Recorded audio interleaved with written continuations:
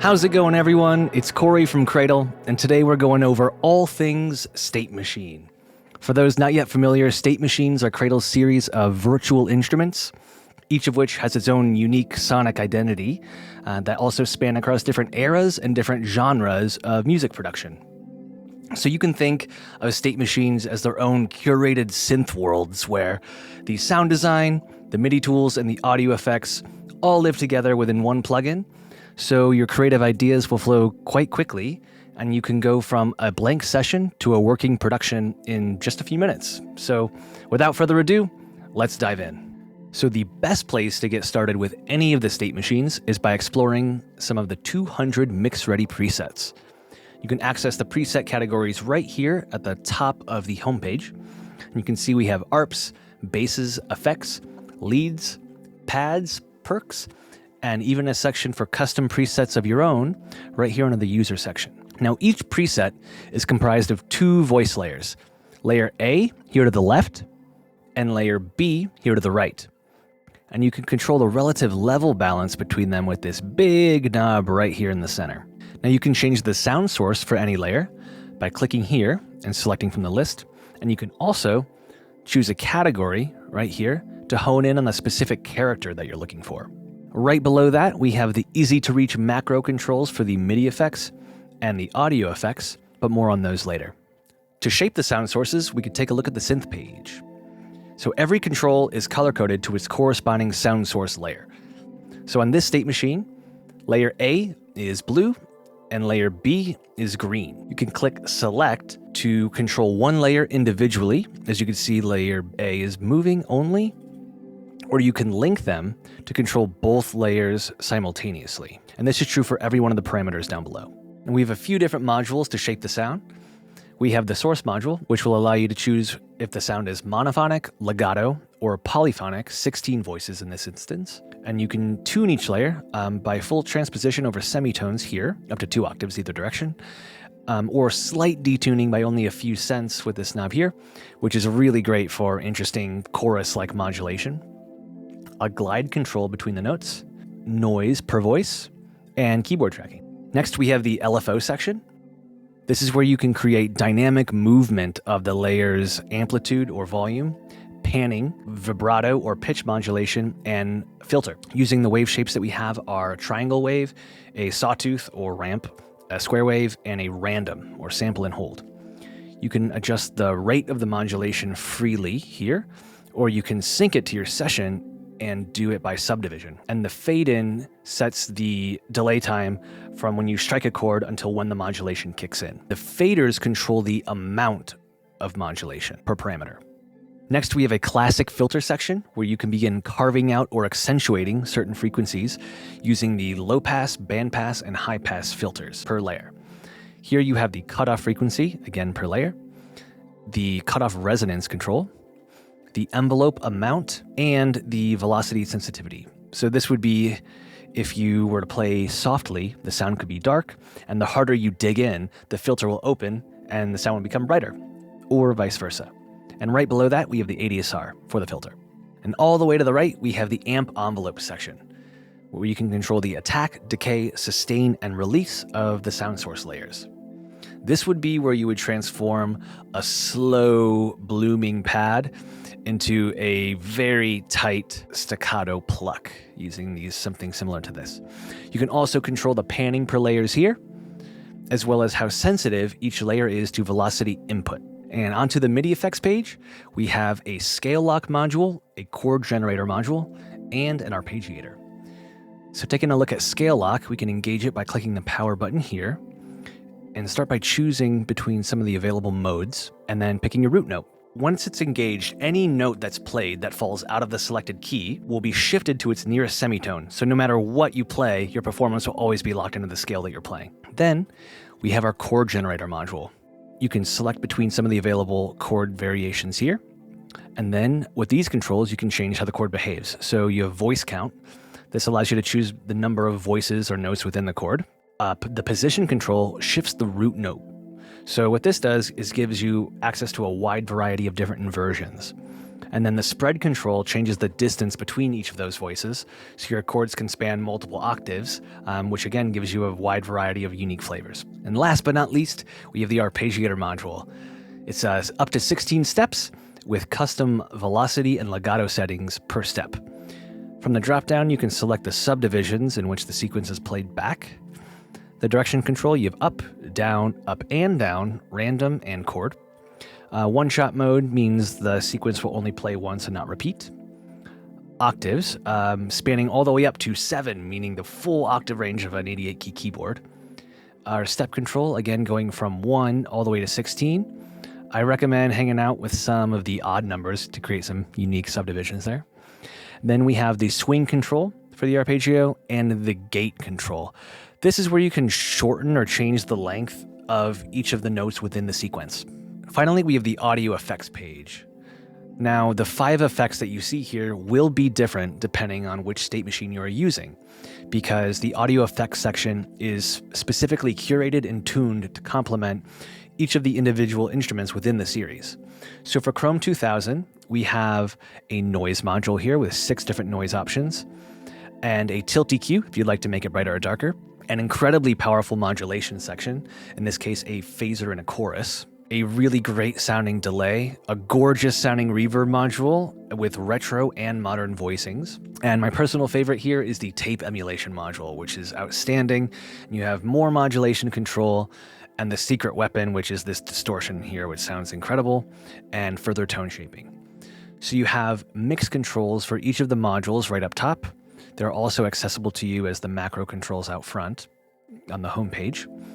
You can bypass or engage the effects individually by clicking the power button here, or the entire chain by bypassing this power button to the left. And another really handy feature is if you spent some time crafting an effects chain that you really like, you can click this lock button and pin the effects in place, and then you can change the presets or the sound sources with those effects remaining intact. So no matter what, you can find the perfect sound source for your production. All right, let's dive back into the session, and I'll show you some of my favorite presets in context. Now, every sound and every effect that you heard in the intro, aside from the drums, was generated using the factory presets of only one of the state machines, Chrome 2000. And the only post-processing done was some very simple high-pass and low-pass filtering on the extreme top and bottom end, and some sidechain compression for some very exaggerated pumping that you'll hear in between the kicks in a moment. Now, the whole clip started with this very simple piano chords in F-sharp minor using this preset right here, sampled piano. And it sounds like this.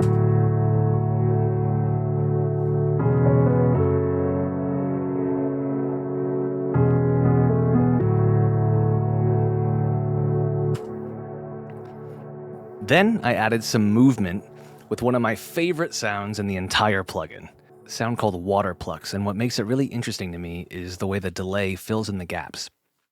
So there's this 8th note delay that's mixed quite high, and it sounds like a tightly muted electric guitar.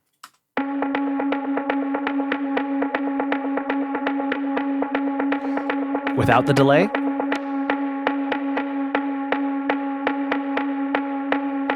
and delay.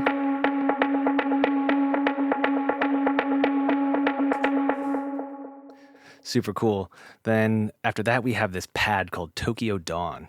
We're using some panning modulation in the LFO here and quite a long release, backing off the filter just a bit, and lots of effects. We have some noise, heavy phasing modulation, which you'll hear.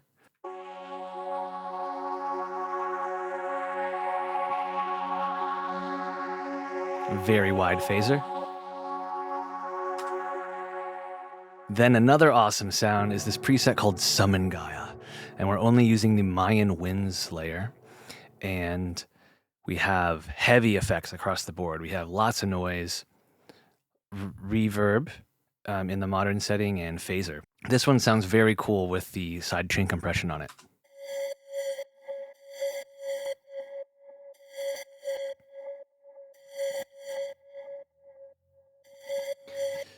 Then we have these hard left and right layers that are also pulsing synths. Presets are blush response on both, and they have a high glide. So check these out.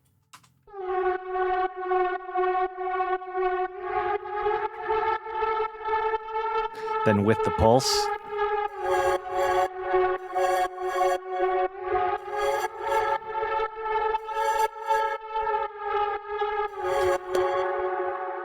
I love those.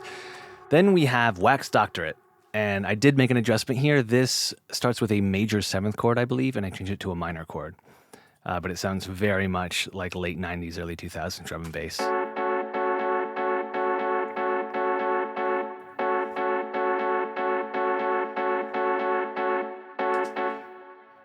Pretty cool. Then we have these runners. Presets are Chattered Pluck, and I'm using the arpeggiator here. 16th note arp, 4 steps in the sequence, just repeating with some different velocities and some phasing as well. And this layer is same thing, but I have transposed 12 and 24 semitones. So we have 3 octaves of that. Big wide phaser.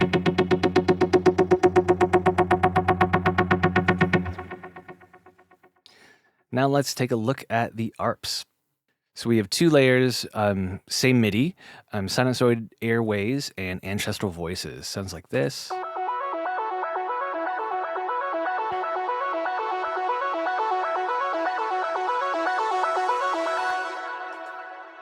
Pretty cool.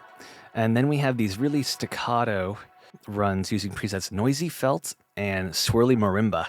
And together they sound like this.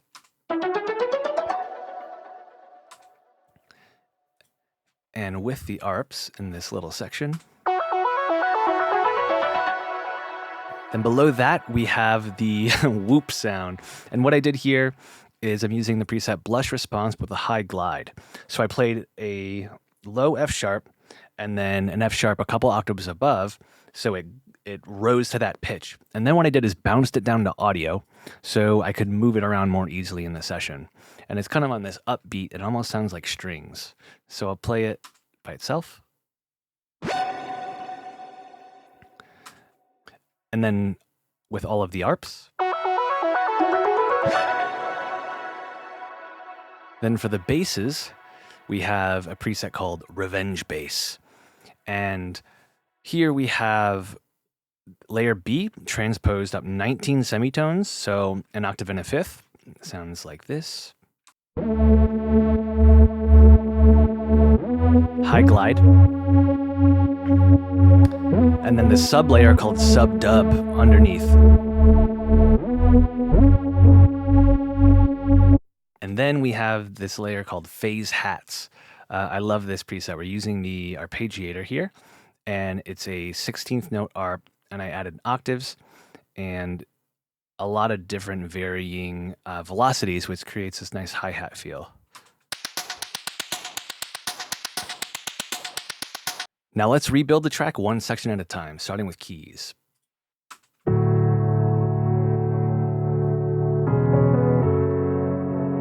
Pads and plucks.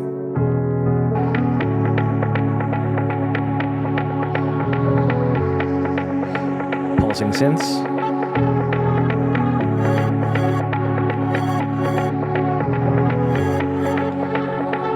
Movement synths.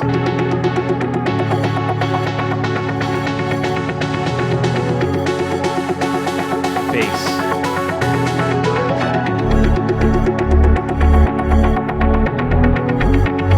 Hats.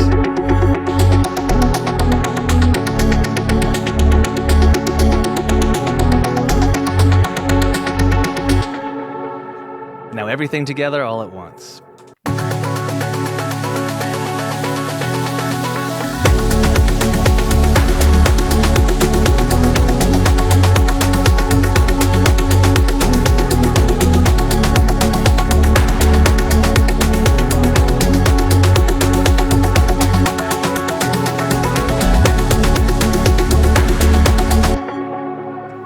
All right, that's it for this one.